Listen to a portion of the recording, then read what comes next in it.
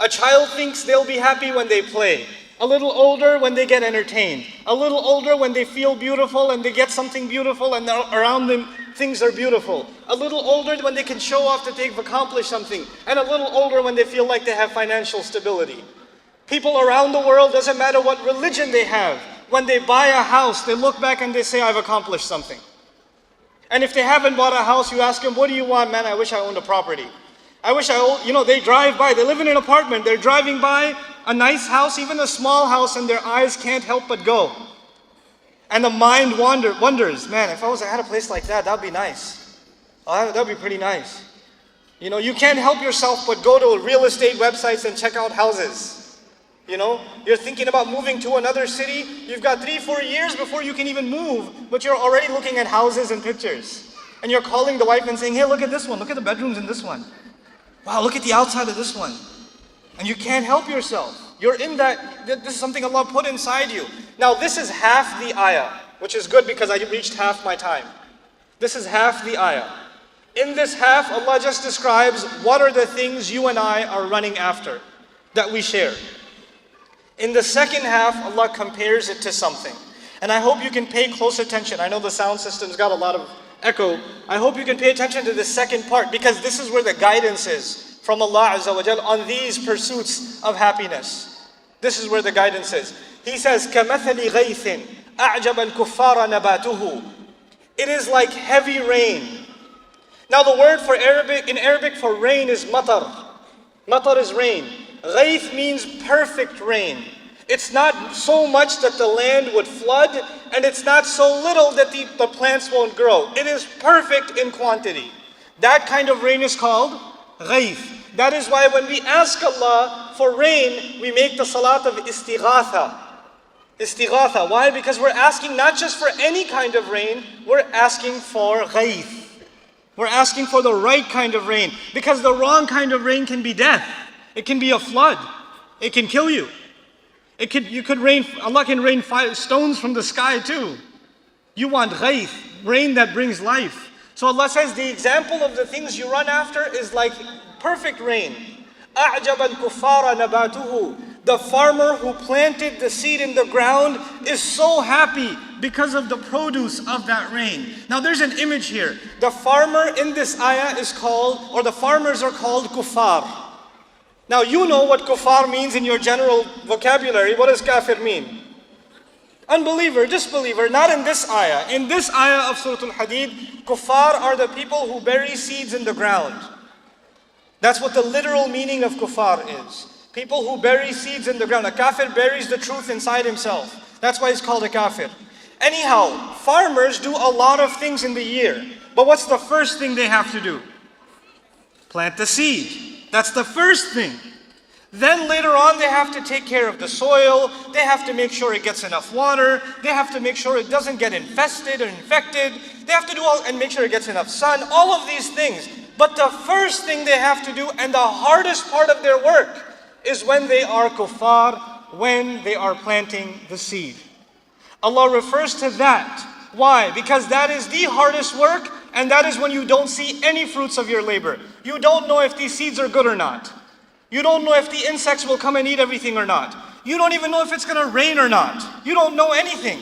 And unlike you and me, I refer to this all the time. If you have a job, you get a paycheck twice a week. Or maybe twice a month, right? Twice a month you get a paycheck. Or maybe weekly. How many times does a farmer get paid? Once a year. Once in an entire year. He has to work the entire year, and then he gets the fruits of his labor? Maybe. Maybe. He has to work for sure, he may or may not get. Now the guy goes to sleep after stressful weeks and weeks of planting seeds in the ground. And he goes to sleep, and he wakes up one day, and he looks out his window, and it's perfect rain. Is he happy? He's happy, huh? And he starts seeing in a field of brown, he starts seeing little dots of green. They're not full-grown plants yet. When the farm matures, the stalks are so high, they're taller than him.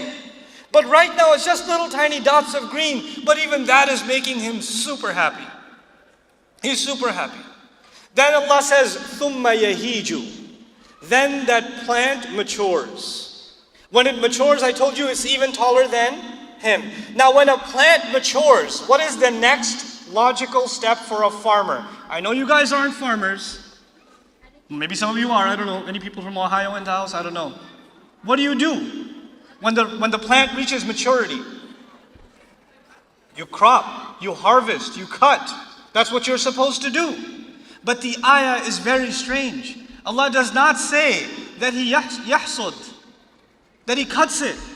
He actually says, فَتَرَاهُ مُصْفَرًّا. You will watch it turn yellow.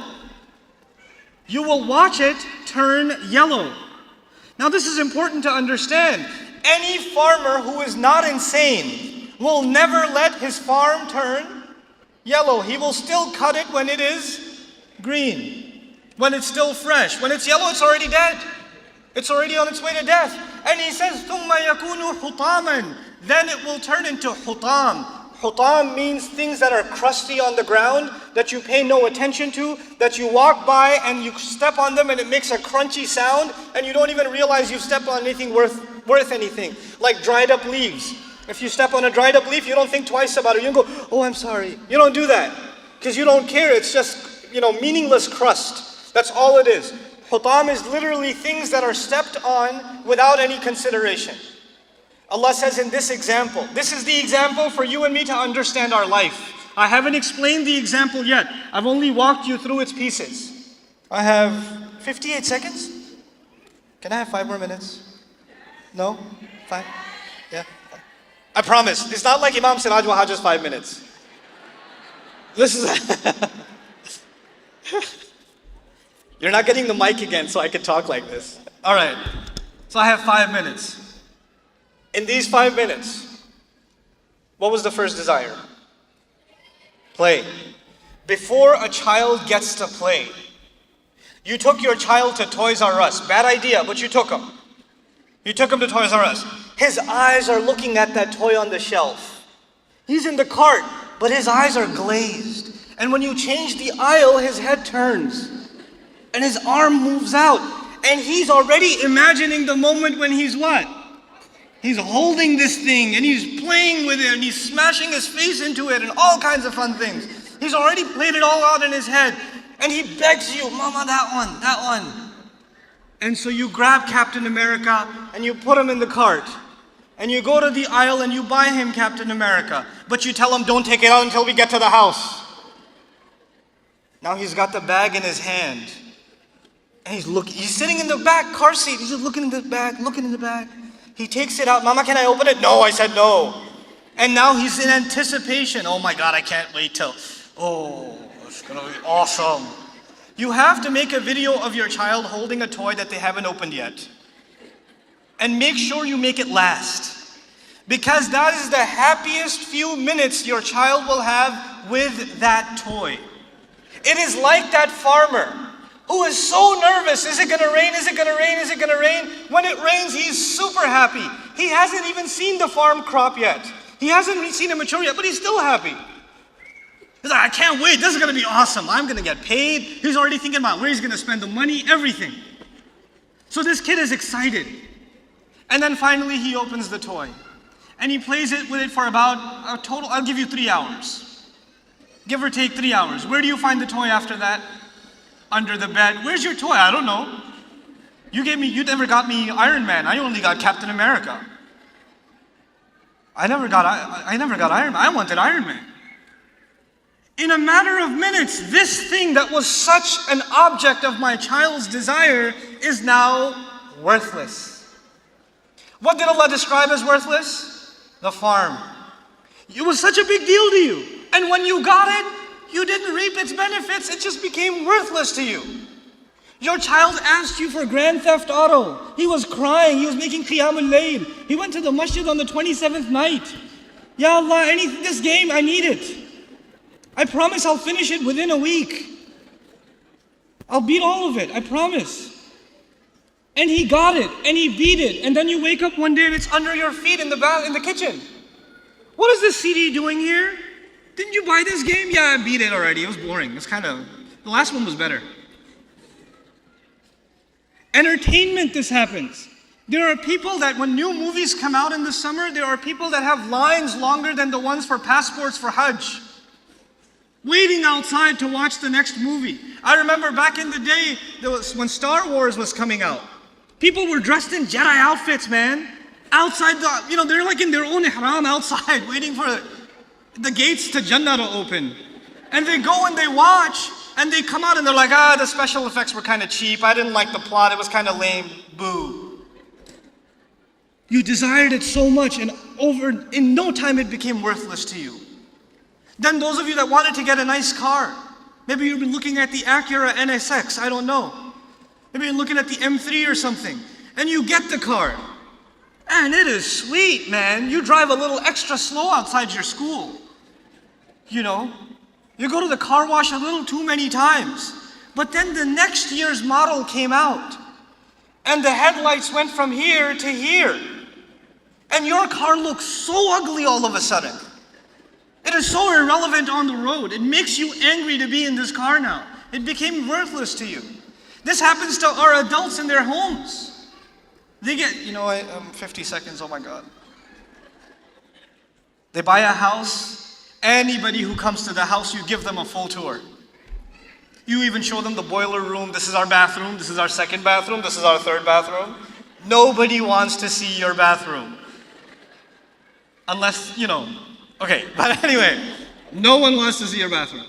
But you give them a full tour, because it's your new house, you're so excited. 2 years go by, 3 years go by, somebody invites you to their housewarming party. It's in a nicer neighborhood, it's a bigger house. It's newer. They have nicer bathrooms too. And what starts happening? Oh my God. Your house just turned yellow. You see what I'm saying? The toy turns yellow. The car turns yellow. Some people's marriages turn yellow. The first day you got married, how excited were you to see your wife? Don't tell me. It's having flashbacks. Just calm down. Okay. 10 years go by and you come home. The day you came home and saw your wife for the first time, you went to work for the first time and came home and saw your wife for the first time, is a different feeling. 10 years later, you come home and you look at her and she looks at you, and it's beautiful just like the first day. No, it's not. Something's turning yellow. I often tell the story that you're walking with your wife, like the week you got married, you're walking with your wife and she trips. Brand new wife. She tripped. What do? Oh, are you okay? Are you all right? I don't want anything ever to happen to you. Then 10 years go by, and you're walking down the same street and she trips again. You keep on walking.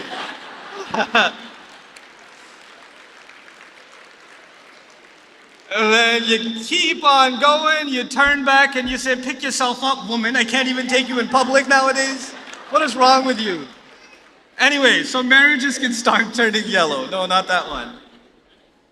But Allah Azza wa Jal tells us that all of the things that we want so badly will start losing interest in them. And then He says in the concluding remarks of this ayah, وَفِي الْآخِرَةِ عَذَابٌ شَدِيدٌ وَمَغْفِرَةٌ مِّنَ اللَّهِ وَرِضْوَانٌ. And at the very end is either eternal, intense punishment. That is the only thing that you won't get used to. The punishment of Jahannam is not something anybody will ever get used to. The desires of this world and even the pain of this world you can get used to. But that desire and that pain you will not get used to. And then He says, وَمَغْفِرَةٌ مِّنَ اللَّهِ. And forgiveness from Allah, meaning that is permanent. And then finally He adds وَرِضْوَانٌ. And He did not say, in His eloquence, He did not say وَرِضْوَانٌ مِّنَ اللَّهِ. He just said وَرِضْوَانٌ, which means incredible contentment. You will finally be satisfied. You will not look for the next thing. In this world, I don't care if it's Superman or Iron Man or whatever movie you want to watch, you will come out of it waiting for the next one. You will not come out satisfied. Sorry, it says please stop in red. I really gotta stop. Right. Okay, I promise I'll stop next time. This did turn out to be Imam Siraj Wahaj's 5 minutes. Sorry. I love him too much. I gotta follow in his footsteps. Anyway. وَمَغْفِرَةٌ مِّنَ اللَّهِ وَرِضْوَانٌ. That you will have contentment. You will be at peace. Finally, in Jannah, we will be at peace. You're not going to be at peace here. We're always going to be looking for the next thing until dirt fills our stomachs. until that happens. And so Allah says, وَمَا الْحَيَاةُ الدُّنْيَا إِلَّا مَتَاعُ الْغُرُورِ. One ayah, just one ayah of Surah Al-Hadid. What is worldly life? It amounts to nothing but means by which people get deceived. People think they will find happiness and they don't. People think they'll love their new big giant house. When they're 90 years old and their kids have moved out, that house is adab for them. It's not a joy for them anymore. Young people go to that house and say, I wish I could live here. And old people living in that house say, I wish I could get rid of this thing.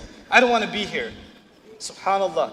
May Allah Azza wa Jal help us recognize what true happiness, what it really means. And may He help us materialize that true happiness through real faith in Him and through real expectations from Allah Azza wa Jal. Barakallahu li wa lakum. Wassalamu alaikum wa rahmatullahi wa barakatuh.